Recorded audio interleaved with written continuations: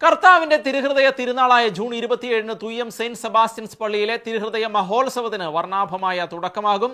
തിരുഹൃദയനാഥൻ വിശുദ്ധ Margaret Mary അലക്കോക്കിന് പ്രത്യക്ഷപ്പെട്ടതിന്റെ 350 വർഷങ്ങൾ അനുസ്മരിച്ച് ജൂൺ 27, 28, 29 തീയതികളിൽ പ്രത്യേകം പ്രാർത്ഥനകൾ ഉണ്ടായിരിക്കുന്നതാണ്.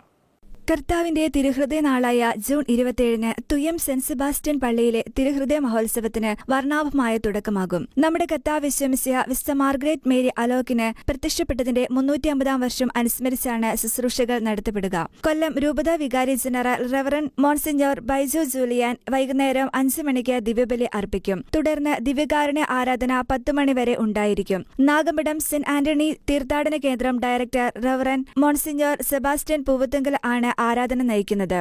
ജാതിമത ഭേദമന്യേ നൂറുകണക്കിന് ആളുകൾ പങ്കെടുക്കുമെന്നാണ് കരുതുന്നത്. ഈശോ പ്രത്യക്ഷപ്പെട്ടതിന്റെ 350 വർഷം ആഘോഷിക്കുന്ന ഈ വേളയിൽ ജൂൺ 22 മുതൽ 29 വരെ നീണ്ടു നിൽക്കുന്ന തിരുഹൃദയ പ്രാർത്ഥനകൾ നടത്തപ്പെടും. ജൂൺ 28 തീയതി 9:30 മുതൽ 12 മണി വരെ തുയ്യം വേളാങ്കണ്ണി കുരിശടിയിൽ ഫ്രാൻസിസ് പാപ്പയുടെ തിരുഹൃദയത്തെക്കുറിച്ചുള്ള ചാക്രിയ ലേഖനമായ ഡി ലെക്സിഗ്നോസ് ആസ്പദമാക്കി സെമിനാർ ഉണ്ടായിരിക്കും. സെമിനാർ നയിക്കുന്നത് ആലുവ സെന്റ് ജോസഫ് പൊന്തിഫിക്കൽ സെമിനാരിയിലെ റവറൻ ഡോക്ടർ ഷാജി ജർമൻ ആണ്.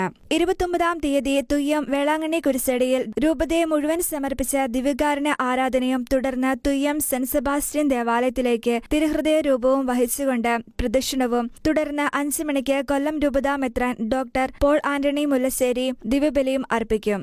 കൊല്ലം രൂപതയെ മുഴുവൻ തിരുഹൃദയത്തിൽ പ്രതിഷ്ഠിക്കും. ഷഗിന നോസ്.